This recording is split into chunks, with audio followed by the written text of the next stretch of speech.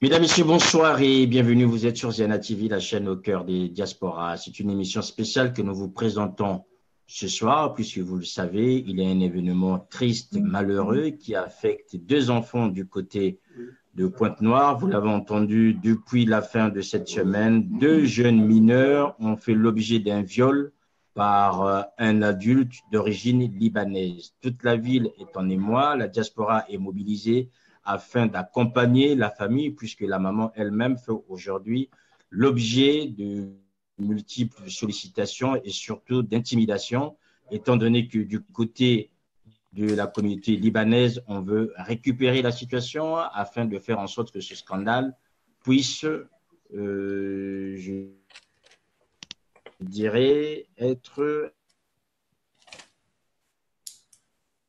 Vous nous suivez en ce moment en direct sur Ziana TV, la chaîne au cœur des diasporas. Je rappelle, mesdames et messieurs, que nous vous proposons ce soir une émission spéciale puisqu'il s'agit de revenir sur ce malheureux événement qu'on a pu vivre du côté de Pointe-Noire et que nous constatons désormais que la diaspora est mobilisée, les ONG sont aussi mobilisés.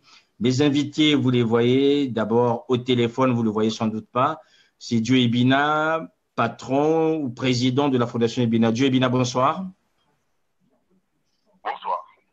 Dieu Ebina, merci d'être là ce soir avec nous afin que vous nous disiez, vous qui êtes sur le terrain, la situation exacte de cette famille qui vit cette épreuve. À vos côtés ou que vous ne voyez pas non plus de votre côté, Dieu Ebina. Mesdames, déjà, Mama Feza, bonsoir. Bonsoir. Mama Feza, je rappelle donc que vous êtes la présidente de l'ONG AMA Africa World. Merci d'avoir accepté notre invitation. Vous êtes actuellement installé du côté de l'Allemagne. À vos côtés, Mama Feza, Madame Nounou, bonsoir. Bonsoir. Madame Nounou, je rappelle donc que vous êtes présidente de Diaspora Congo-Brazzaville. Vous étiez parmi les premières personnes qui sont montées au créneau par rapport à cette situation que vivent cette famille et surtout ses enfants. Bonsoir. Bonsoir, Siamakoso.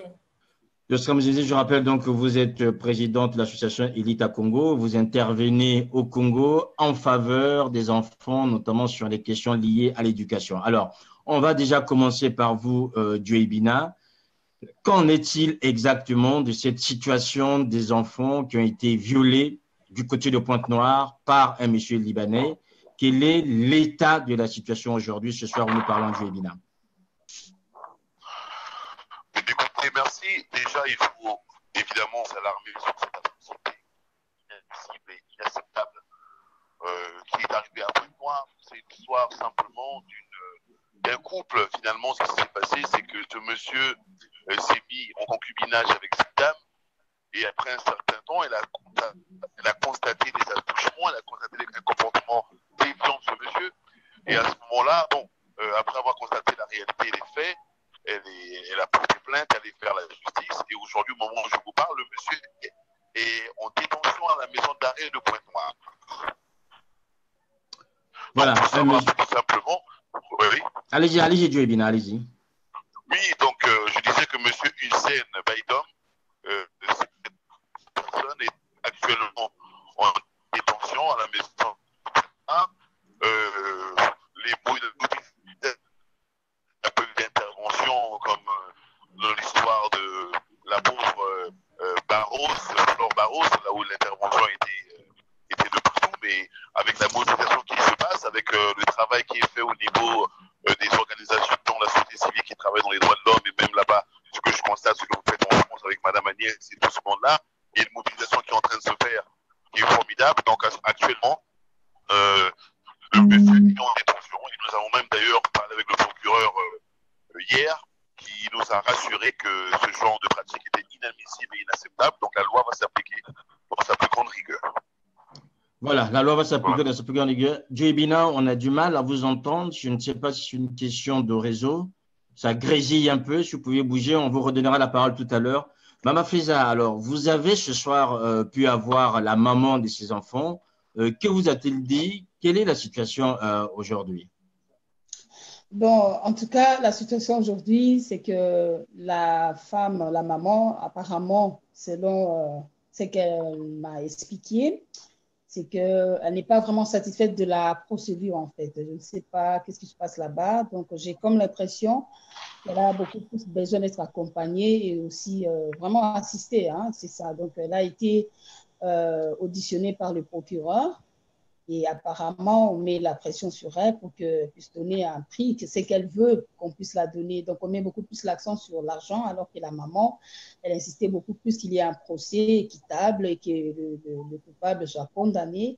Et enfin, ben, voilà, qu'il assume ce qu'il a fait d'abord. Donc, elle a comme l'impression qu'on veut beaucoup plus classer rapidement l'affaire et elle se sent un peu beaucoup plus rejetée ou délaissée vis-à-vis de ce dossier, en fait, face aux coupables des Libanais.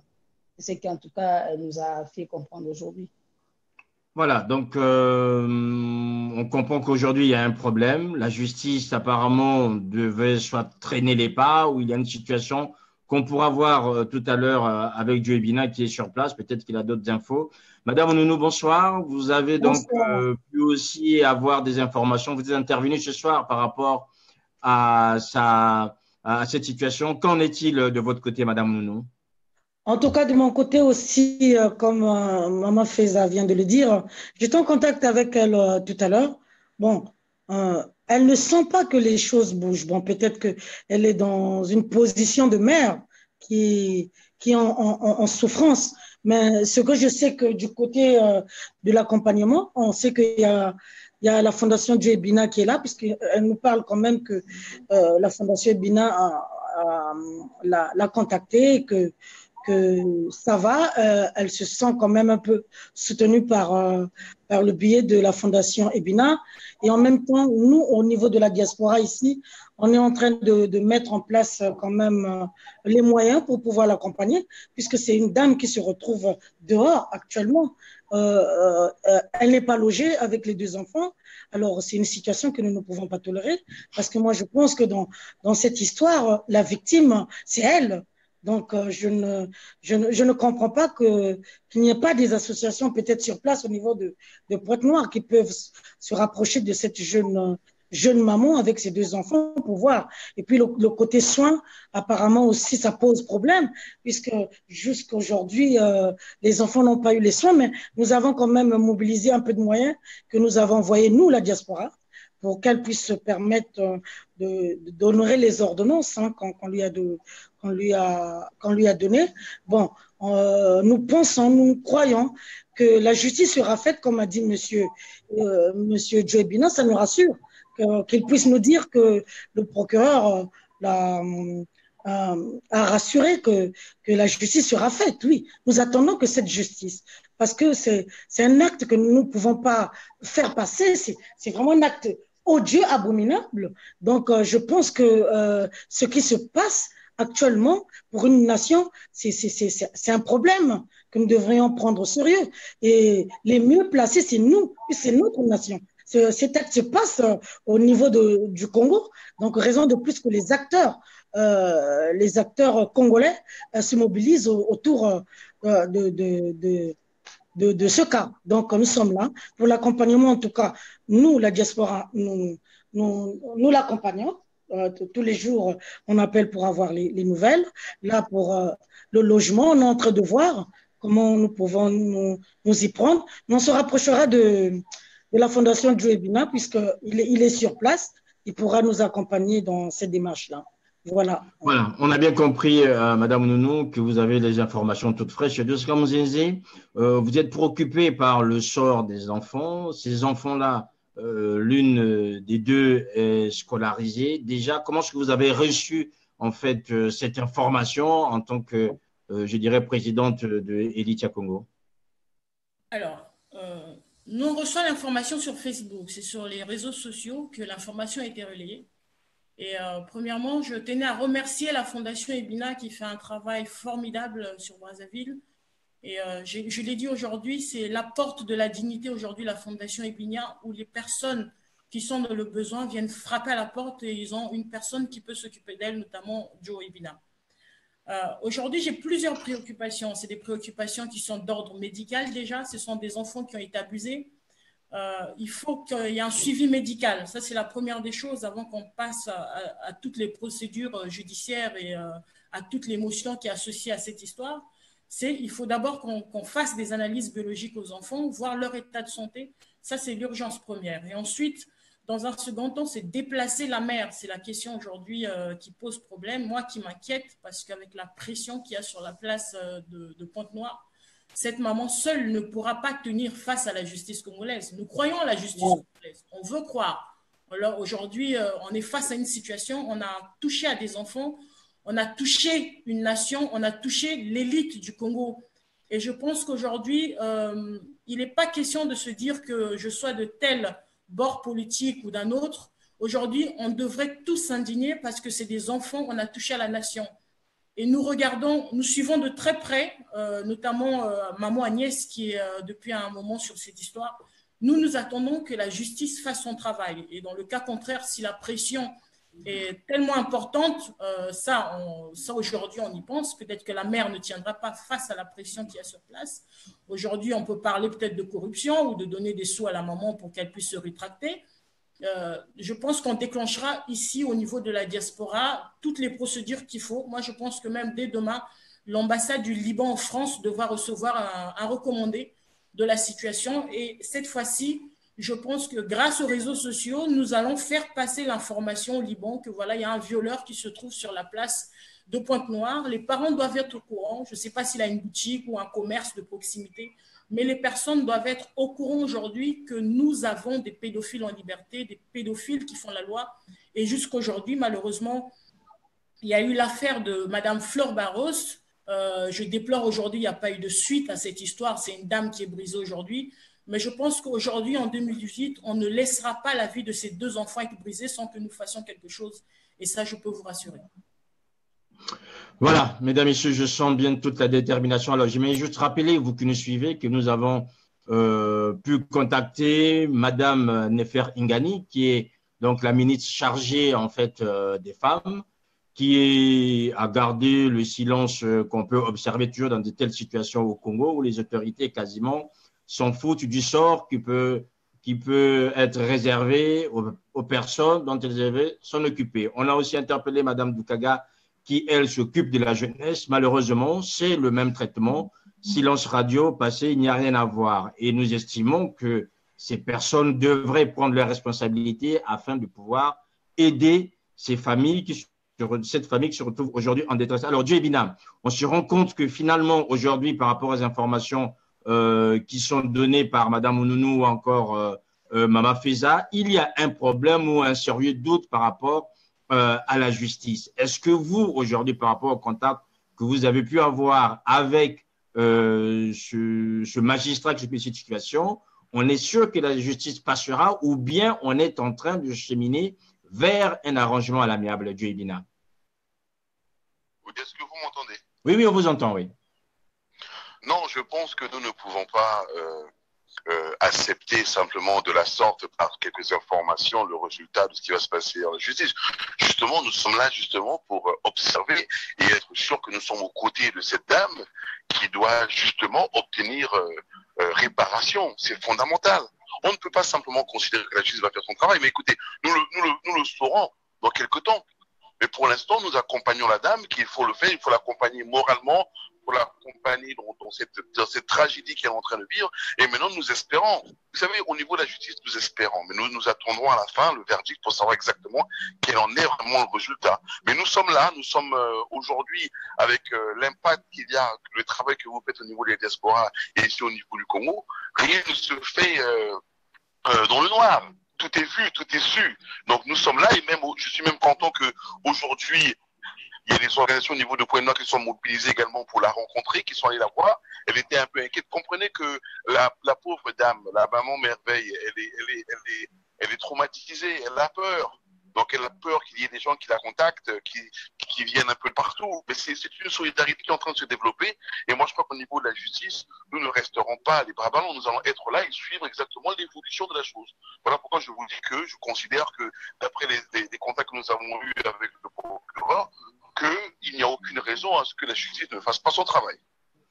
Voilà, il n'y a aucune raison que la justice ne fasse pas son travail. Mama Feza, est-ce que cela vous rassure que finalement la Fondation Ebina qui est aux côtés de cette femme depuis le début. On comprend la peur, on comprend la pression, mais il faut quand même avoir foi à la justice qu'elle fera son travail. Bon, en tout cas, je dis déjà bravo, merci beaucoup à la Fondation aussi Ebina qui vraiment fait un bon travail. Donc, ça, c'est déjà, ça nous rassure parce qu'il est là-bas. Donc, ils sont tous là-bas. Donc, c'est mieux qu'il soit que la fille, que la maman soit aussi accompagnée avec des gens qui sont sur le terrain. Mais en tout cas, quant à la procédure, donc ça ne nous rassure pas trop vu déjà les plaintes de la fille. Elle a peur, elle a comme l'impression qu'on a fait beaucoup plus de pression et on exige beaucoup plus de donner un prix pour qu'on les donne et qu'ils sortent. Donc là, tout à l'heure, même, je ne sais pas si je pourrais quand même un peu le dire parce que ça me fait un peu rire parce qu'on n'a pas ce genre de procédure ici en Europe. C'est-à-dire qu'on a essayé de dire à la fille de donner rapidement un prix pour que vraiment on classe l'affaire, quoi. Parce que, bon, la fille, elle a dit que non, elle veut bien que l'homme soit jugé et condamné et qu'il fasse un peu la prison.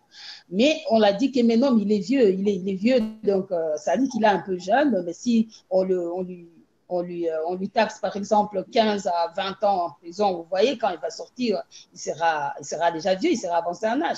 Donc c'est comme la dame, la fille, en fait, elle a comme l'impression finalement que le procureur se soucie beaucoup plus du sort du Libanais, du criminel là, que du sort de ces deux petites fillettes. Et c'est ça qui l'a gêné, c'est ça qui l'a fait encore torturer. Parce que, bon, au lieu que le juge ou le procureur soit vraiment, c'est-à-dire neutre, hein, donc quelqu'un qui juge entre les deux cas et compatir aussi au sort de jeunes fillettes, mais on lui dit que non, mais écoutez, si c'est la prison, il fera beaucoup de temps là-bas, il va sortir, il va prendre de l'âge. Donc, c'est comme si on veut beaucoup plus le confort de Libanais. Alors, à l'attente de ce genre de situation, on s'est dit finalement, le viol, c'est quoi? C'est un plaisir pour le bourreau ou bien c'est un crime comme c'en est les cas ici en Europe? Donc, la procédure, en tout cas, ça ne nous convainc pas trop. Et c'est pourquoi nous demandons vraiment beaucoup plus encore d'assistance et des pressions du niveau du procureur et aussi vraiment que la justice soit faite, quoi. Donc, nous interpellons la ministre, s'il y en a, hein, la ministre de la Famille et Genre et Famille et l'Enfance et tout ça, de vraiment être en possession du dossier ou de savoir un peu, parce qu'il n'y a vraiment pas de viol, ça a été acté, ça a été vraiment détecté. Donc, dans ça, donc mettre la pression sur l'argent, mais qu'est-ce que dit la justice congolaise? Qu'est-ce que ça dit sur, par exemple, le viol sur mineur? Il y a certainement un procès, il y a certainement ce que la justice dit. Donc, c'est un peu ça. La fille, elle n'a pas vraiment besoin d'argent pour le moment. Elle a besoin que la justice soit faite parce que les deux fillettes sont abusées. Donc, c'est un peu ça. Mais la façon dont on lui dit que non, mais si vous souhaitez la prison pour le monsieur, apparemment, il risque de se taper un peu 15 à 20 ans et quand il va sortir, il va prendre de l'âge. Est-ce que vous avez déjà vu une chose pareille? Donc déjà, à partir de là, donc moi, je lance l'appel à la mobilisation, que les mamans, les femmes qui ont des enfants, qui compatissent, qu'elles compatissent un peu, de voir un peu, peut-être ça pourrait être leur enfant. Et qu'on vous dit carrément que non, écoutez, le coupable ou celui qui a fait le mal, ben, écoutez, il ne peut pas rester derrière le barreau ou rester trop longtemps, mais donner un prix, et ben voilà, l'affaire doit être classée. C'est comme si l'argent dépasse la justice. Donc, où est la dignité? Où est la dignité de l'enfant? Où est la dignité d'un être humain? Où est la dignité des Congolais? Où est la dignité d'un pays? C'est ça, parce que la dignité ne se vend pas, la dignité n'a pas de prix. Mais quand on met trop l'accent sur l'argent, la maman a comme l'impression finalement de vouloir profiter finalement de cette situation pour donner la somme. Parce que là, elle m'avait appelé pour me dire, mais combien je lui ai demandé? J'ai jamais eu le temps j'ai jamais affronté ça. J'attends parler du viol et tout ça, mais qu'est-ce que je vais dire? Combien je vais demander? Mais j'ai comme l'impression qu'on veut le faire sortir. Et finalement, même tout à l'heure, elle a été chez le médecin. L'hôpital de militaires, parce que c'était cet hôpital-là qui a été recommandé par les procureurs. Et là-bas, on a en fait examiné aussi la fille de 2 ans. Donc, apparemment, la dame l'a dit, si c'est le médecin, je ne sais pas si c'est qui, que non, ben, écoutez, on voit qu'il y a eu vraiment pénétration, mais pas profondément. Hein, donc, pas profondément. Donc, c'est-à-dire que, bon, si c'est profondément, c'est grave, mais si ce n'est pas profondément, donc ça va, quoi. Donc, c'est cette manière-là, vous voyez comment d'alléger un peu la situation, de rendre ça un peu léger, comme ça fait peur. Et c'est ça qui l'a fait pleurer, parce qu'elle a comme l'impression, finalement, que c'est elle maintenant qui devient maintenant la bourreau. Hein, c'est-à-dire c'est elle qui fait le malheur du Libanais, de rester tout le temps là, dans la chaleur et tout ça. Voilà. Donc voilà. Donc c'est ça que je finissez, oui. Vous pouvez finir votre propos, je vous ai coupé. Ah, ok. Non, mais c'est ça. Donc, c'est ça que je dis que donc, on lance vraiment l'appel à la mobilisation parce qu'elle se sent un peu seule. Elle se sent, donc, ça la dépasse. Quoi. Les dossiers, ce n'est pas son âge. Vu aussi son âge, elle a, je crois, presque 27 ans. Hein. Oui, oui. Donc, Alors, Doris Kamouzienze, est-ce que vous craignez en fait l'effet Barros dans cette affaire? Bah, moi, je crains l'effet Barros. Le problème, c'est que si on n'en parle pas, ça va être vite traité, rangé, on n'en parle plus. Voilà, c'est ça. Aujourd'hui, si on est arrivé là, moi, je me dis, c'est que peut-être qu'il l'a déjà fait et cette fois-ci, on l'a attrapé la main dans le sac. Ah. Donc, quand mettre la pression sur la mère pour qu'elle soit indemnisée aujourd'hui ou demain, pour moi, ça ne change rien. Parce que quand la loi sera appliquée, de toute façon, on demandera réparation. Il y a un préjudice qui a été avéré. Donc, dans tous les cas, qu'on lui donne l'argent aujourd'hui ou maintenant, moi, j'ai presque envie de dire, moi, ça ne m'inquiète pas. Si on lui donne l'argent, tant mieux. Ça nous aidera à payer les soins de la petite. Mais sauf qu'ici, on va déclencher une procédure, on ne les laissera pas filer.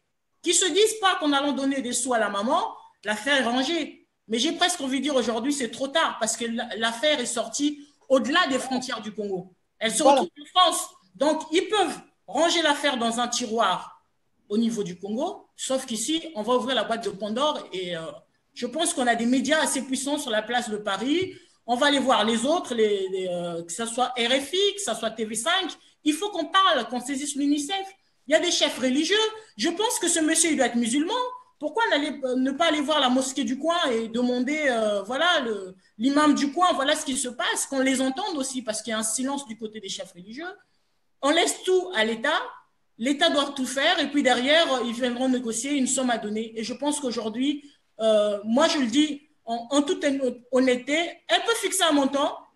Ça ne me dérange pas qu'on la paye. Ça aidera pour les soins. Tant que ce monsieur ne sera pas condamné, l'affaire ne sera pas réglée. Voilà. Voilà, une affaire non réglée. Dieudonné, est-ce que aujourd'hui vous sentez en fait un peu ce sentiment des femmes qui viennent de parler? Je pense qu'Agnès Sununu partagerait la même chose. Ce sentiment de femmes avec un doute quand on connaît, je dirais, le préjudice qu'a subi Flore Barros et qu'aujourd'hui, la justice sur laquelle on a compté, il y a eu un procès, ce monsieur a été condamné, sauf qu'il est sorti, il est libre, alors que Flore Barros aujourd'hui a quasiment perdu sa vie. Je crois que c'est une légitimité qui est tout à fait normale. Parce qu'au niveau du Congo, nous avons vu trop de situations où les femmes subissent, où les enfants subissent, et que la loi est faible. C'est une réalité, c'est un constat de fait de notre société. Donc je suis tout à fait d'accord et je partage leur angoisse. Mais je tiens à vous simplement vous dire que là où la maman est à Pointe-Noire, elle n'a pas beaucoup de recours. Elle a la justice à qui elle est obligée de faire confiance à cause de la situation dans laquelle elle est. De toute manière, le monsieur est en prison. Donc il faut bien qu'il y ait un côté où la justice fasse son travail. Il y a un côté de solidarité que vous êtes en train de développer. Et c'est tout à fait normal. Mais comprenez très bien que l'on soutient de gauche à droite, mais ce soutien moral qui est en train de nous pas, mais il faut aussi que nous puissions comprendre dans notre réflexion que finalement, la justice, ce qu'elle a, la justice, c'est qu'elle n'a pas trop le choix. Vous comprenez? Au Congo, le recours des organisations, le recours est très bas. Le mouvement de protestation est très bas. Donc les gens n'ont pas beaucoup de recours à revendiquer leur état de fait. Voilà pourquoi le fait qu'il y ait la justice qui a au moins aujourd'hui arrêté le monsieur qui est en prison, c'est une force. Au moins, nous avons pu au moins obtenir cela. Rappelez-vous que lorsque le monsieur de Flore Barros avait été, le dossier Flore Barros, le monsieur n'était pas en prison tout de suite. Donc voilà, ce qui veut dire qu'il y a eu avec la pression aujourd'hui, l'arrestation du monsieur, donc c'est déjà un pas. Maintenant, le temps va nous dire, le dossier vient à peine d'être abordé, nous allons le savoir avec le temps.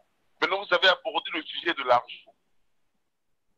Bon, écoutez, je pense que vous devez savoir une chose, c'est que je suis au courant, j'ai parlé avec la maman lorsqu'elle a abordé le sujet de l'argent. Je lui ai dit, écoutez, l'argent, c'est peut-être un peu trop tôt parce qu'il faut d'abord évaluer le préjudice. Il faut d'abord évaluer les besoins par rapport aux enfants, le besoin psychologique, le travail à faire au niveau des médecins. C'est après qu'on abordera le sujet financier. Mais écoutez, ne soyons pas dupes. C'est clair que ce sujet doit venir à l'ordre du jour, tôt ou tard. Parce qu'elle est dans un besoin aussi important pour vite recourir aux besoins et aux soins de l'enfant. Voilà, donc des enfants qu'il faut suivre. Agnès Sununu, pourquoi selon vous, vous qui travaillez déjà sur ces questions, notamment sur le plan alimentaire, vous qui êtes intervenu en premier, Pourquoi les autorités congolaises ne se bousculent pas dans cette affaire, Madame Nounou, que ce soit le ministre de la Jeunesse, Madame Doukaga, que ce soit Madame Ingani qui s'occupe des femmes, ou encore la ministre quasi inconnue qui s'occupe des questions sociales, ou sinon Madame Mikolo qui est, elle, à la santé. De toutes ces personnalités, ce qui est surprenant, que ce sont des femmes, on voit des enfants violés, une mère en détresse, mais ces femmes-là ne bougent pas. Écoutez, M. Sirma Makosso, justement, j'en parlais, puisque j'en ai parlé hier et aujourd'hui. Je suis vraiment très étonnée que ces femmes, puisqu'il y a quelques-unes que je connais, je connais leur capacité, je connais leur façon de travailler. Parmi elles, il y a des femmes vaillantes que j'ai vues être actives. Mais je ne comprends pas là vraiment, c'est ce que je disais tout à l'heure parce que j'ai posté quand même une vidéo où je parle de ça justement. J'ai interpellé les autorités pour comprendre ce silence. Même cet acte ne passe même pas à la télé. Ce n'est pas d'actualité. Donc je ne comprends pas qu'on assiste à ce genre de choses où on ne voit pas les autorités bouger. Bon, peut-être comme vous venez de le dire, ce sont des autorités, c'est sûr qu'elles sont au courant, ces femmes, et que j'espère en tout cas qu'elles bougeront parce que je les ai interpellées. Je les ai interpellées. Donc, je pense qu'elles bougeront, qu'elles prendront vraiment la peine de se rapprocher de cette mère, parce que là, nous parlons d'une mère, mais peut-être il y a d'autres mères aussi qui subissent ce genre de traitement. Il y a des viols des enfants, il y a des viols de jeunes filles. Il n'y a pas que les 2 jeunes filles. Mais aujourd'hui, c'est un combat que, en tant que déjà nous, mères, en tant que femmes, nous devons prendre à corps, c'est ce que je dis, parce que la douleur d'une maman, ces ministres doivent la ressentir. Moi, je pense que dans toute cette situation, il faudrait que la justice fasse son travail.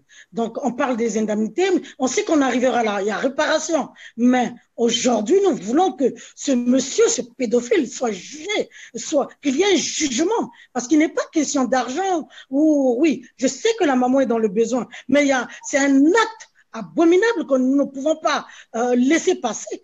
Non. C'est une nation, nous parlons d'une nation, ça se passe au Congo, par un étranger. Nous ne pouvons pas laisser cet acte impuni. Donc, il faudrait qu'il y ait un jugement. On n'a pas besoin qu'on négocie. On parle actuellement de l'argent, bien qu'on sait que la maman est dans le besoin, mais je pense que c'est là où nous nous appuierons sur les structures locales comme la Fondation Joe Bina, et ça me fait plaisir de voir que la jeunesse aussi, comme Madame Doriska se lève pour dire que elle va accompagner, l'association Élite va accompagner cette femme, et en attendant que les autorités, que surtout les femmes ministres compatissent et qu'elles fassent signe. Mais vous connaissez leur nom, Madame Ounou, donc vous pouvez aussi les citer, hein, ces dames-là, hein, elles ne sont pas quasi inconnues. Non, mais puisque vous avez déjà dit leur nom, donc oui, vous voulez que je prenne encore la peine de le redire, oui, je sais que je connais Madame Ingani. Madame Ingani, je connais. C'est une femme qui travaille, c'est une boosteuse. Donc, je pense qu'elle agira. Je pense qu'elle agira. Quant à Madame la ministre de la Santé, elle doit aussi agir. Elle doit agir parce que là, on parle de la santé de 2 petites filles qui ont été violées. Donc, on ne connaît pas dans quel état d'esprit que ces enfants-là se trouvent. Peut-être ceux qui sont sur place sont dans la réalité, donc voient ce qui se passe. Normalement, ici, dans nos pays européens, il y aura un psychologue qui aurait suivi les enfants. Malheureusement, il n'y a pas une structure qui peut les suivre, mais on peut faire des choses, on peut les gérer, contacter un médecin qui va quand même consulter les enfants, et nous pensons que nos autorités qui nous écoutent, qui nous regardent, ils feront quelque chose. Ils feront quelque chose. Parce que quand on touche un enfant, on touche à une nation. Surtout, à plus forte raison, quand on viole un enfant, on viole une nation, je peux dire. Il n'en est pas question qu'on laisse ce problème-là comme ça et que les autorités ne s'intéressent pas à ce cas. Non, c'est pas possible. C'est pas Voilà. possible. On a bien compris, Madame Nounou. Maman Feza, est-ce que vous partagez avec Madame Nounou cette inquiétude du fait que, notamment les femmes qui sont aujourd'hui en responsabilité, qui devraient être aux côtés de Maman Mevray et de ses enfants, sont quasiment indifférentes. Que ce soit Madame Mongani, Madame Doukaga, Madame Mikolo, qui s'occupent respectivement des femmes, de la jeunesse, de la santé, et l'autre qui s'occupe des affaires sociales, qu'il n'y ait pas eu une démarche même par rapport à leur département sur place à Pointe-Noire pour aller voir cette maman et ses enfants pour voir ce qu'elle peut faire. Moi, je pense que de toute façon, je suis tout à fait d'accord avec Madame Onounou. Franchement, ça me fait même, ça me fait rire. Au fait, on a comme l'impression que, je ne connais pas les dames que vous avez citées, mais c'est pour moi l'occasion aussi de les connaître. C'est aujourd'hui des ministres, hein, c'est déjà des femmes, donc c'est des mères en même temps qui ont des filles qui aussi, se retrouvent dans cette situation. Voilà, elles sont en fonction. Ben, je pense même que le temps est arrivé où il y avait, en fait, le temps est arrivé où il faut vraiment que les gens qui ont des postes fassent vraiment leur travail comme il se doit. Parce que c'est presque partout finalement en Afrique où on a beaucoup plus à avoir affaire à des gens qui ont des postes figurants. C'est-à-dire qu'ils portent simplement le manteau de ministre, de député, tout ça, mais en action, en pratique, il n'y a pas ce travail-là. Est-ce que c'est un manque de volonté?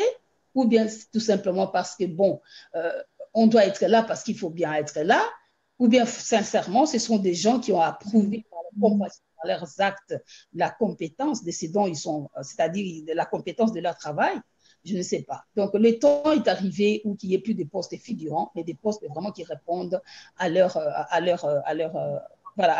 nomination, quoi, qui répondent vraiment à leur statut. Ça va vraiment beaucoup plus consoler l'Afrique. Parce que, voyez-vous, par exemple, ce cas pareil. Je ne sais pas si Mme Onounou avait vraiment officiellement contacté le bureau de la ministre ou bien ceux qui sont en charge de ces gens-là, de cette fonction-là, parce que, bon, en tout cas, ce que je sais, c'est qu'elle a contacté la Fondation Ebina et la Fondation Ebina a fait son travail. Est-ce que les ministres, là, sont au courant ou bien vont-elles la prendre aux médias comme ça et puis directement… Nous avons, alors juste pour vous rassurer, Maman Feza, oui. Nous avons contacté des personnes qui sont très proches de ces ministres, qui leur ont fait passer le message, sauf qu'à cette heure-ci, ces dames n'ont pas réagi. Ce sont des personnes qui, parfois, parmi ces personnes qui ont contacté, leurs ex-collègues du gouvernement. Donc, ces dames sont bien informées, sauf qu'elles restent indifférentes en tant que mère et en tant que femme par rapport à cette situation, si vous me permettez de le dire avec ces mots qui sont peut-être aussi graves, mais qui sont importantes pour le dire ce soir. Donc, c'est ça qui est déplorable finalement dans notre Afrique. En fait, le problème, en fait, c'est presque partout pareil. Hein. On a comme l'impression qu'on ne ressent pas trop cette compassion-là, cet humanisme-là. Donc, il n'y a pas vraiment trop. Parce que moi, qu'est-ce que moi je peux dire? Je pense que nous mettons quand même notre confiance en la Fondation Ebina, qui est censée être là sur terrain, qui peut aller frapper de gauche à droite et voilà, nous informer de l'évolution de la situation. Sinon, nous sommes tout le temps en contact avec la vie. Et je pense, si par exemple les ministres en question, ils voient cette vidéo ou cette émission, pour aussi s'interpeller. Donc l'État, pareil, il faut qu'elle puisse faire quelque chose, quoi. Donc l'Afrique en a besoin, donc les Congo en a besoin, la maman là, elle en a besoin. C'est un peu ça, parce que bon, moi j'ai comme l'impression que ils ressentent parce que nous ressentons. Donc, je pense que nous faisons notre travail. Le média Ziana TV fait son travail parce que vous avez ressenti le fait, le problème et vous êtes directement saisi, vous avez donné l'espace pour parler de ça. Donc, ça, c'est la motivation que vous avez. C'est ça, c'est qu'on veut. On veut des médias aussi qui répondent vraiment selon le besoin urgent et le besoin de la société. Donc, mais eux, qu'est-ce qu'ils font? C'est ça que moi j'ai dit. Je pense qu'on a comme l'impression que l'Afrique a beaucoup plus de gens qui ont des postes figurants et des postes qui sont là vraiment pour répondre aux besoins de la situation. Donc, je pense que c'est ça. Donc, à l'occasion de cette émission, si elles vont, les dames là vont attendre, qu'elles s'interpellent. Elles sont des mamans, elles ont des enfants, qu'elles puissent vraiment faire quelque chose. Le cas du Libanais, mettre l'accent sur le Libanais, ce n'est pas vraiment le problème, mais c'est un étranger. Nous sommes aussi des étrangers dans le pays où nous émergeons. Donc, nous savons quand même qu'un étranger, ça veut dire seulement que quelqu'un qui vient d'ailleurs, mais tu viens intégrer dans un pays. Qu'est-ce que le Congo va donner comme image à ces étrangers-là? C'est ça aussi le problème. C'est-à-dire que, bon, ça parle beaucoup plus sur l'argent. Et l'argent répond à tout, nous savons, nous le savons. Mais est-ce que l'argent peut acheter la dignité? Est-ce que l'argent peut acheter toute une enfance? C'est ça, parce que ce monsieur a volé l'enfance de ces gens, de ces enfants. Ils ont cette image-là quand il les pénétrait. Ils ont cette image-là quand il faisait le doigt et tout ça là. Donc, c'est une enfance volée. Ça ne s'achète pas s'il n'y a pas de prix. Donc, c'est ce qu'on veut en Afrique. C'est ce qu'on veut chez ces ministres-là, qui ne nous donnent pas l'impression d'avoir des postes figurants. Je ne suis pas là pour les injurier. Je les respecte. S'ils sont nominés, c'est qu'elles sont compétentes.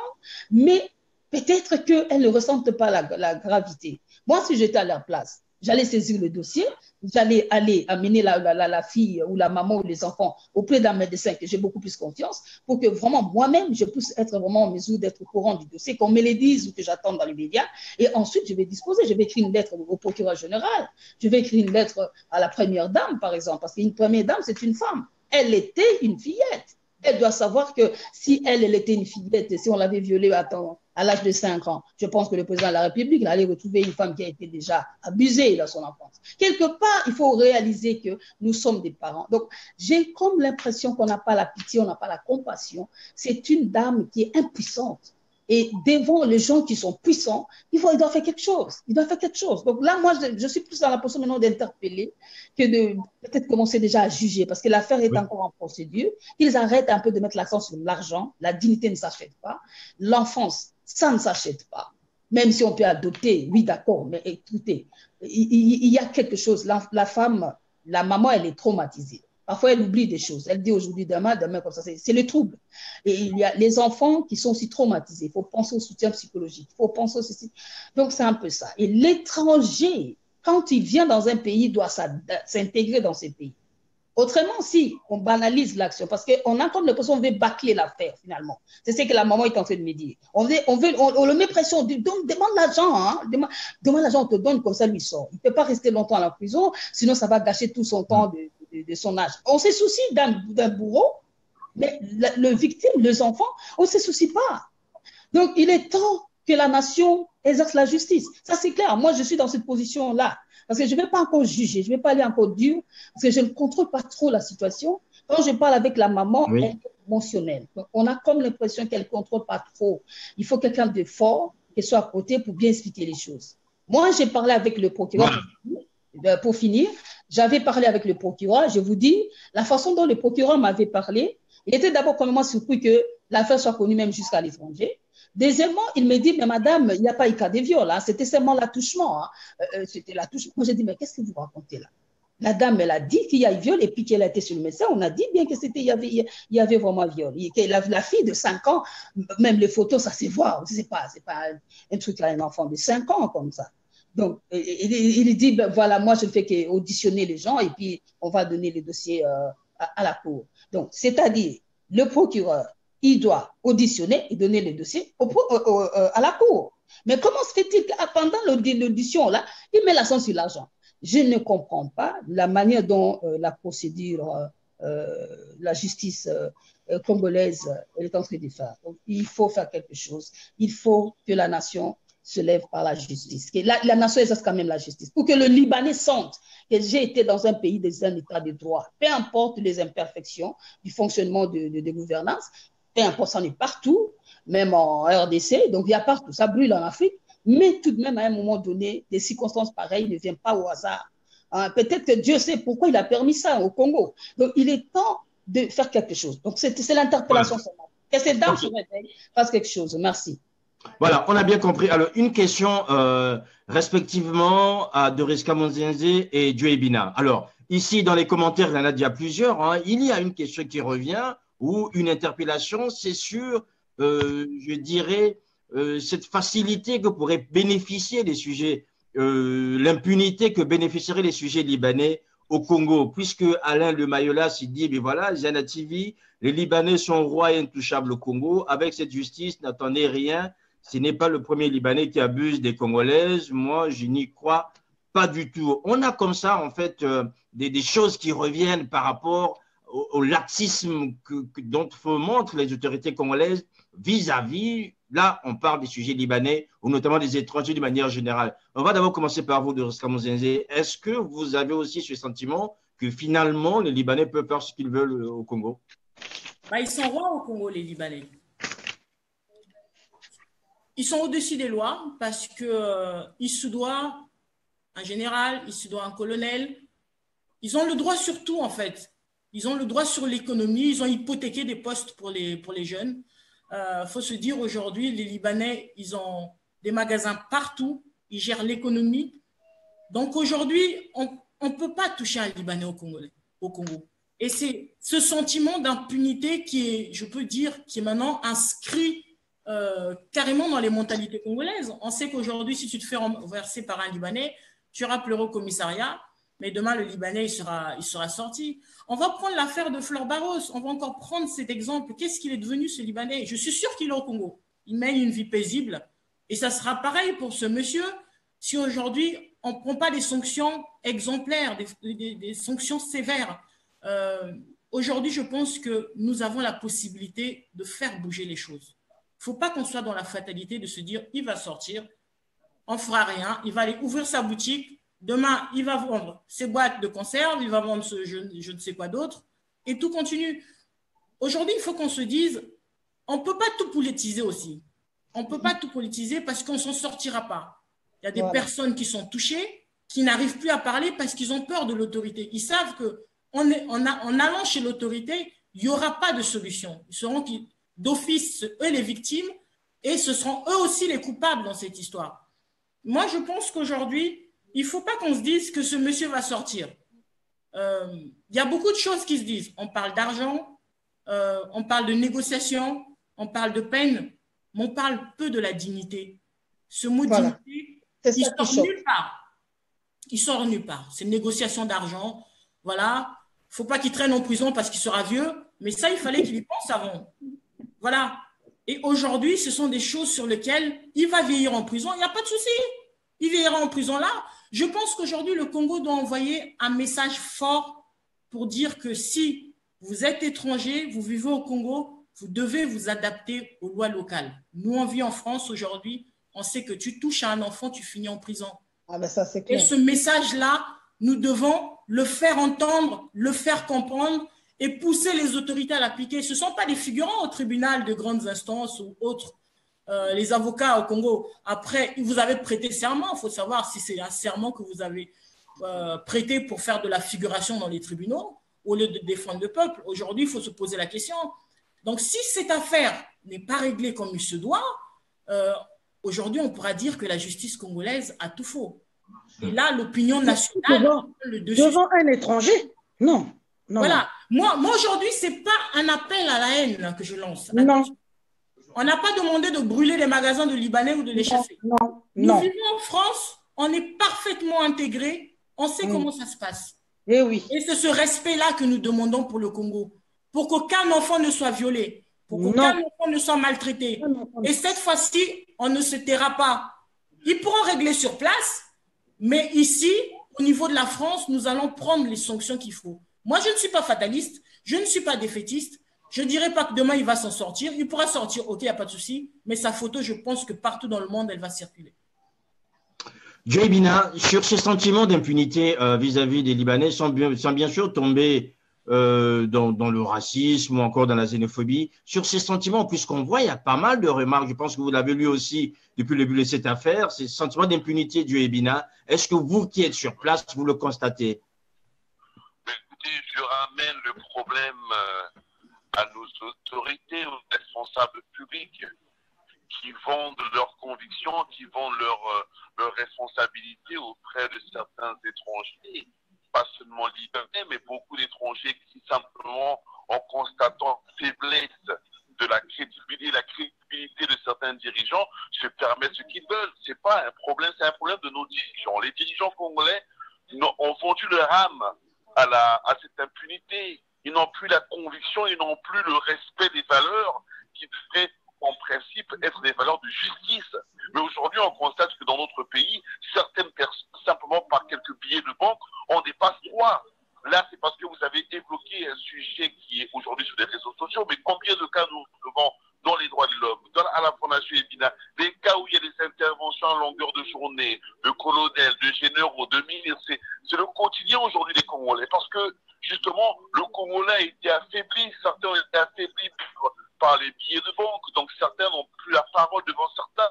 Moi, je renvoie la responsabilité à nos dirigeants qui ne sont plus dirigeants qu'on peut respecter comme on devrait le faire par rapport à leur travail. Donc, certains en profitent, évidemment. Certains en profitent, donc il y a une certaine faiblesse de certains dirigeants, mais beaucoup en profitent et on dépasse droit. Et ça, il faut condamner cela, mais moi je ramène le sujet de justice qui doit être forte, qui doit être au-delà que Congolais et Congolaises. Ce que nous vivons au Congo, c'est un fait réel, mais aujourd'hui, les choses ont bien changé. Aujourd'hui, vous êtes là pour exprimer votre conviction et votre soutien à cette dame. Aujourd'hui, nous sommes là. Aujourd'hui, les réseaux sociaux sont là.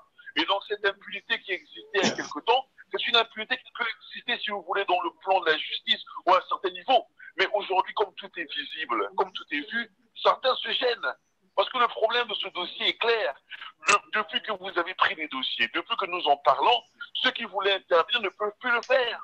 Parce qu'ils sont aujourd'hui exposés à cette visibilité internationale. Donc il faut continuer, il faut donner un contrepoids à la justice, à une visibilité des réseaux sociaux, une visibilité internationale. Voilà pourquoi aujourd'hui vous comprenez que nous ne perdons pas et nous ne perdrons pas parce que nous sommes dans la vérité. Et donc il ne faut pas s'inquiéter. Moi je crois que nous avons une force de donner l'information, de faire passer l'information et de rester intègre dans ce qui n'est pas acceptable, n'est pas acceptable, quelle qu'on soit la justice congolaise ou pas. Et je suis heureux de constater que les grandes et ce que le travail que vous faites. Allez-y, Dieu est bien. Donc voilà. Oui, donc je disais que je remets la responsabilité et je condamne nos dirigeants qui malheureusement ont vendu leurs convictions, ont vendu leurs fonctions par rapport à quelques billets de banque. Évidemment, je suis heureux que l'on ne puisse pas généraliser le dossier pour ne pas parler de Libanais ou de quoi que ce soit. Nous sommes beaucoup plus réfléchis que ça, mais il faut dire que beaucoup d'étrangers au Congo achètent des faveurs par rapport à leur position financière. Et ça, c'est un scandale que l'on ne peut pas accepter parce que tout le monde n'a pas la possibilité d'être sur les réseaux sociaux, tout le monde n'a pas la possibilité de défendre le cas, mais justement, il faut condamner, il faut qu'il y ait plus d'éthique dans la gestion de ce genre de dossier. Voilà, plus d'éthique dans ce dossier Dieu et Bina. Mesdames, messieurs, on va avancer. Aujourd'hui, concrètement, les faits sont là. Nous avons, où on a constaté dans vos différentes positions, des doutes, certains parfois avérés par rapport à la justice. On voit que le côté, je dirais, du Libanais ou du bourreau voudrait que les choses aillent vite pour qu'on puisse trouver une solution et que l'affaire disparaisse. Concrètement, qu'est-ce que vous pouvez lancer comme appel? Parce que ces enfants, si les ministres concernés ne s'en occupent pas, la Fondation Ebina aujourd'hui est quasiment toute seule sur place pour accompagner. Or, cette affaire a quand même touché des milliers, voire des millions d'hommes à travers le monde, pas seulement des Congolais.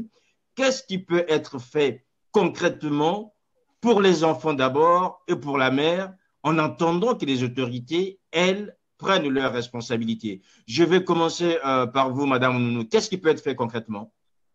Mais nous, on n'a pas attendu que les autorités bougent. Hein. On a commencé, on a déjà commencé. Nous sommes avec la maman, nous suivons cette maman. Il n'en est pas question qu'on puisse délaisser ou bien ne pas mesurer l'ampleur de ce qui se passe. Nous avons déjà compris que ce qui se passe, c'est grave. Ce qui se passe, c'est grave. Nous avons déjà compris. Excusez-moi, nous avons été coupés. Nous avons compris que ce qui se passe, c'est grave. Et il n'en est pas question que nous puissions abandonner cette maman toute seule. C'est-à-dire, en accompagnant cette maman, nous accompagnons toutes les mamans qui subissent. Là. Oui, on a peur, madame. Allez-y. On a été coupé. Oui.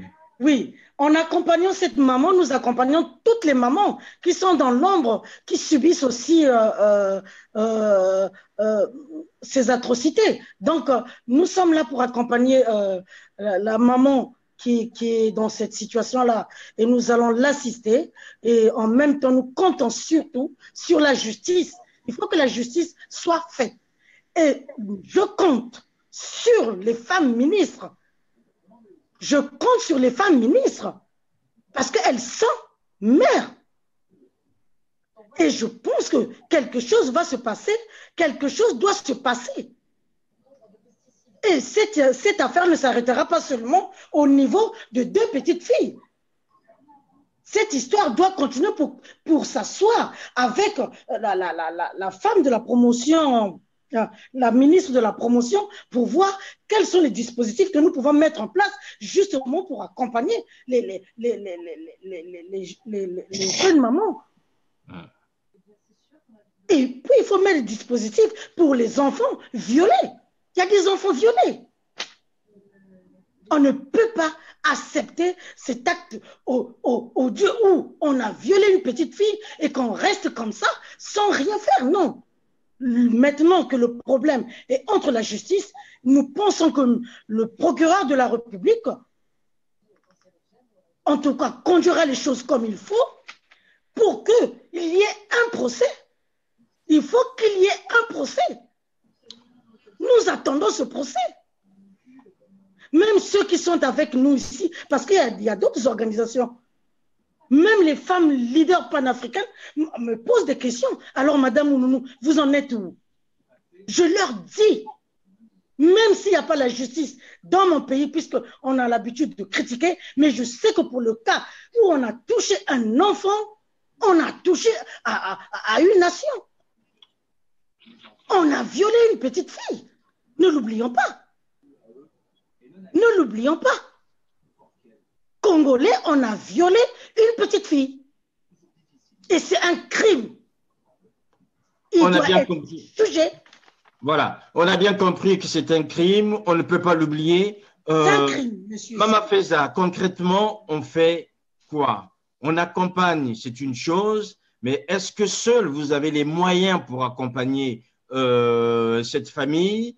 Qu'est-ce qu'il faudrait-il mobiliser aux côtés de la Fondation Ebina pour que cette famille se sente soutenue, puisque nous le constatons ce soir que ce soutien est un plus ou moins timide? Oui, le soutien est un peu timide. Voilà, donc moi, en tout cas, que la justice d'abord soit faite. Hein? La justice doit être faite. Nous voulons quand même que l'affaire soit jugée et condamnée selon ce que dit la loi congolaise en cette matière. Ça, c'est d'abord ça. Donc, c'est-à-dire que, bon, j'ai quand même essayé un peu d'enquêter un peu sur la justice française. Je vois que le viol sur mineur, donc la personne peut écoper au moins 15 ans de prison et aussi un montant de 75 000 ou 50 000 francs, plutôt euros, plutôt, pour dommages et intérêts. Donc, vous voyez déjà ça, il y a déjà quelque chose de déjà acté, de déjà notifié dans les dossiers. Mais qu'en est-il de la justice congolaise? Donc, je pense que la justice doit être faite. C'est ce que nous demandons au procureur. Je vois encore la mobilisation, comme vous avez dit, la mobilisation elle est un peu timide. Les femmes qui vont écouter, en tout cas les femmes de Pointe-Noire, elles doivent se mobiliser, peut-être organiser une manifestation pour condamner cette manière de faire la procédure et exiger vraiment que l'affaire soit traitée comme il se doit. Ça va peut-être communiquer un peu de l'ampleur auprès du procureur. Mais quant à la justice, je me pose la question, parce qu'il est question du procureur. Moi, je suis un peu dérangée d'attendre qu'un procureur qui dit à la victime que pourquoi tu veux qu'il fasse la prison, parce que déjà il est un peu jeune. La prison on risque de le mettre dans 20 ans ou 30 ans en prison, ou alors 15 ans, 20 ans en prison. Quand il va sortir, il sera vieux. Quel est ce genre de procureur qui peut déjà commencer à dire comme ça? Donc c'est déjà là. Mais c'est un pédophile. C'est possible d'avoir le nom du procureur? Il s'appelle comment ou j'avais entendu un peu, mais il disait son nom rapidement. le procureur Mbo. J'ai entendu le mot Mbo, mais Mboka ou Mboko, de quelque chose comme ça. Mais le Mbo, vous savez, il a parlé rapidement pour qu'on ne puisse pas vraiment bien saisir le nom. J'ai demandé aussi à la maman qu'elle retienne quand même le nom. Donc, c'est ça qui dérange maintenant. Parce que quand on parle que la justice soit faite, mais quand un procureur se plaint de la durée du bourreau qu'il va faire dans la prison, donc il est en train de plaider à la solidarité masculine. Donc, il prend la place de l'homme pour dire simplement donne les prix et puis l'affaire soit bâclée. Alors qu'il m'avait dit lui-même, parce que je l'ai appelé au téléphone, qu'il ne fait qu'auditionner. Pour quelqu'un qui s'arrête à l'audition, regardez comment il est en train de plaider comme ça. Ça, c'est déjà, ça montre la couleur de la justice, qui est les deux poids, deux mesures. Donc, à cette phase-là, il faut qu'il y ait la mobilisation, vraiment qu'elle soit encore beaucoup plus efficace. Et les femmes, les mamans, le jeune maman, toutes celles-là qui vont attendre ça, il faut qu'il y ait manifestation, mobilisation pour que le juge ou le procureur arrive à faire la procédure comme il se doit, comme le veut la loi. Quant au ministre et toutes ces femmes-là, je ne sais pas vraiment trop, mais bon, l'affaire est entre les mains de la justice. Je pense qu'elle doit faire leur travail. Que le procureur, elle a fait une erreur parce que moi, je l'avais dit, que la dame, nous les suivons même de loin, nous sommes des gens des ONG et qui émergent au niveau à l'étranger, mais nous suivons le dossier, nous voulons vraiment la procédure jusqu'à la fin. Il avait accepté, il est au courant de ça. Donc, faire attendre à la victime de tels propos, en tout cas, ici en Europe, ça ne sera pas. Ça ne peut pas se dire comme ça. On ne va pas se plaindre pour le bourreau, mais on va se plaindre beaucoup plus des victimes, pour de l'enfant. Il s'agit d'un enfant, il s'agit des enfants. C'est un crime. Et la dimension du dossier, commencer à plaider pour le bourreau, c'est là où maintenant on a peur de que cette justice soit deux poids, deux mesures et l'affaire sera rapidement bâclée. Et voilà, on va encore assister à cette affaire que j'attends souvent. Non, il y a monsieur, le même cas et ça a été simplement comme ça. Deuxième point, il y a soulevé, c'est nous les Africains, nous allons aussi plaider pour notre cause. On se demande aussi les dirigeants, ils bossent pour qui? On ne veut pas politiser l'affaire, ça c'est clair. Mais on a aussi comme l'impression que le fils du pays est discriminé face à un étranger. Le Libanais ou je ne sais pas qui ça puisse être, un étranger, il doit aussi sentir que ce pays est un état de droit. Mais lorsqu'on ne le fait pas, et il part, il pense que quoi? Il pense que bon, finalement, ils sont contents, ils trouvent leur compte, alors que non, devant même cet étranger, il a un message. Que non, tous ces procureurs sont du n'importe quoi. Excusez-moi les termes, mais j'ai baisé la justice congolaise. C'est ça qu'il va dire. J'ai baisé la justice congolaise, j'ai baisé les femmes congolaises, j'ai baisé tous les enfants congolais, et c'est tout. Il va le dire dans ses pensées, parce qu'il sait que chez lui, au Liban, ce ne sera pas comme ça. Il sait que non, mais ce n'est pas pour rien que sa famille elle est en train de se mobiliser pour demander à la fille, tu fais combien qu'on te le donne? Parce qu'ils savent que quand la justice est vraiment s'exercer comme il se doit, la peine risque de nager entre 15 à 20 ans et avec aussi les dédommagements. C'est ça. Donc, ils savent ça. Mais alors, pour éviter ça, on veut le confort d'un pédophile. Donc, pour qu'il fasse encore son crime. Une nation qui garde un pédophile, ce n'est pas possible. C'est grave. Donc, il faut que la mobilisation soit efficace, que les mamans se mobilisent encore et encore. Donc, il faut qu'il y ait vraiment un signal fort. Et vraiment, je salue la dame qui a dit tout à l'heure là, que vraiment, même si eux, ils font l'affaire rapidement, on va le récupérer ici au niveau de l'étranger et toucher l'opinion internationale face à ces gens. Il le faut. Et ben, on va mobiliser. Ça va vraiment mettre pression sur le procureur en question, qui se peine un peu pour le bourreau que pour la victime. Voilà. Voilà, on a bien compris, Maman Feza, merci. Doris Kamuzeze, ces enfants ont besoin de soins médicaux, ces enfants ont besoin d'un suivi psychologique. La mère a besoin aujourd'hui d'être protégée. Elle se sent en insécurité dans ce quartier où elle habite. Elle se sent en insécurité autour des hommes, puisque Maman Feza parlait de la solidarité masculine quand on entend les propos qui sont rapportés par rapport au procureur ou au magistrat qui s'occupe de cette affaire. Qu'est-ce qu'on fait concrètement, Doris Kamuzeze? Alors, concrètement, moi, je pense aujourd'hui, il faut lever des fonds. L'argent, c'est les nerfs de la guerre. Ça, il faut se dire, si cette histoire commence à faillir, à faiblir un peu, c'est parce qu'il y a une proposition d'argent. On remet en doute l'autorité de l'État, l'autorité de la justice. Et en tant que membre de la société civile, je pense qu'on peut faire un réseau de solidarité, demander aux personnes de la diaspora de réunir des fonds nécessaires pour accompagner cette maman, pour qu'elle puisse se déplacer, déjà pour qu'elle se retrouve dans un endroit en sécurité, l'accompagner pour les soins, parce que ça, c'est très, très important. Les soins des enfants, il faut que ça soit fait rapidement, parce que ce préjudice qui est physique, ça va les poursuivre toute leur vie, et il faut s'en occuper tout de suite. Donc, dans un premier temps, je pense que l'urgence, c'est ça, c'est appeler toutes les associations qui luttent en faveur des enfants, de la protection de la femme, la protection des enfants, de s'associer à la Fondation Ibina, d'apporter leur soutien. Là, cette fois-ci, on a besoin d'argent, c'est du concret, rapidement, et pour que les choses puissent se faire. Et puis, au niveau de la diaspora, de voir avec les différentes autres diasporas, que ce soit la Belgique, l'Allemagne notamment, organiser une manifestation au niveau des ambassades libanaises, que ce soit ici en France, ou en Allemagne. Il faut qu'on fasse quelque chose. On ne peut pas laisser une chose pareille, une chose horrible, un acte odieux qui soit fait, que ça reste en Afrique. Il faut qu'il y ait un relais ici. Donc, la première des choses, ce sont les fonds. Je vais me rapprocher de maman Agnès Ounou, qui est ici sur Paris, et lancer un appel à toutes les associations, à toutes les personnes de bonne volonté qui croient encore à la dignité, qui croient encore en l'humanité, que l'urgence aujourd'hui, c'est celle-ci, qu'il faut s'occuper des enfants, qu'il faut s'occuper de la mère. Voilà, l'urgence, c'est s'occuper de la mère et de l'enfant. Dieu Ebina, c'est vous qui avez commencé, c'est vous qui allez aussi avoir le dernier mot, en attendant que les autres peut-être auront un mot à compléter. Dieu Ebina, vous avez entendu de Riska a quand même déjà dévancé certains, sans doute, de vos propos. Vous avez entendu Agnès Sounonou, vous avez entendu Mama Feza.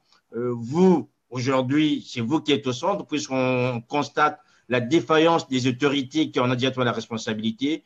Tout le monde a les regards tournés vers la Fondation Ibina. Que pouvez-vous faire? Comment allez-vous concrètement accompagner cet élan de solidarité qu'on essaie, nous aussi, de susciter aujourd'hui du Ibina? Ben, écoutez, déjà, je tiens à rendre hommage à toutes les dames qui sont sur le plateau, qui sont en train de faire un travail formidable de soutien envers cette maman et ses deux filles. Nous, à notre niveau, ce que nous allons faire, c'est l'accompagner. Nous savons déjà qu'il y a un avocat qui est là, qui est en train de suivre le dossier avec elle. Donc, nous allons l'accompagner psychologiquement et puis l'accompagner aussi autant que possible par rapport à son quotidien. Mais je tiens à rappeler que, au-delà de nous sommes là, il ne faut jamais se sous-estimer. Je crois que le travail que vous faites est formidable, même si les autorités ne réagissent pas. Et c'est leur grande responsabilité d'apporter assistance et de l'aide. Mais nous sommes là et le peu que nous ferons, c'est énormément d'amour que nous allons apporter et surtout l'accompagner dans cette tragédie, l'accompagner. Et je crois que le responsable de cet acte atroce, évidemment, il va répondre, évidemment, il va régler la situation et évidemment, il va payer de sa personne, évidemment, tout ce qui a été fait. Donc, nous allons être sûrs et suivre que la justice va se bien observer. Nous allons être sûrs que le monsieur devra payer tout ce qu'il faut payer et indemniser la situation. Donc nous allons suivre ce dossier et je vous invite à continuer à faire que tous. Bon, on a perdu Dieu Ebina. Pour que tout le monde soit derrière cette situation. Voilà, pour que tout le monde soit derrière cette situation. Mesdames, un dernier mot sans doute. Je pense que ce n'est pas terminé, ça va continuer. J'ai bien compris votre détermination. Qu'est-ce que vous pouvez dire aujourd'hui aux hommes ou aux femmes qui nous ont suivis ce soir et qui continueront à suivre cet élément par rapport à cette situation? On connaît votre détermination, mais aujourd'hui, quel mot, comment susciter cette loi de solidarité, qu'il puisse continuer et non pas s'arrêter après tous ces moments d'émotion. Vous avez la parole, mesdames. Moi, je peux commencer déjà pour… Allez-y, Maman Feza. Voilà, moi, je peux dire tout simplement, je lance l'appel à toutes les femmes. Donc, nous sommes déjà à la veille du mois de la femme, la fête mondiale de la femme. C'est-à-dire la femme, la mère, on ne peut jamais dissocier la maman et les enfants.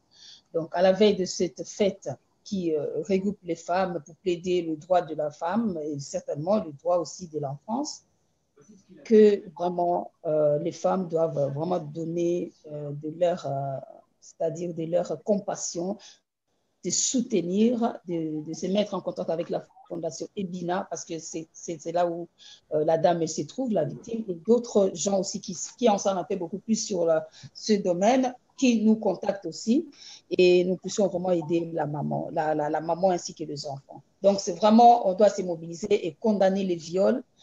Les viols est un crime, et surtout, le viol sur mineur, c'est encore beaucoup plus grave. Donc, on doit condamner cela. Donc, certainement, les hommes aussi, il y en a des hommes qui dépendent de justice, qui doivent aussi condamner cela, parce qu'un homme qui viole, c'est comme tous les hommes qui violent, mais nous savons quand même qu'il y a de ces hommes qui se distinguent, qui peuvent aussi prouver les contraires, donc ils doivent aussi mettre de leur main.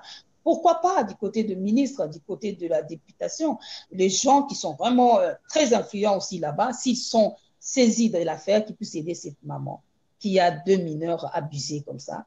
Et il faut que justice soit faite. Je crois que je m'arrête là et je salue vraiment toute la chaîne Ziana TV. Merci. Voilà, merci Maman Feza. Madame Ounounounou.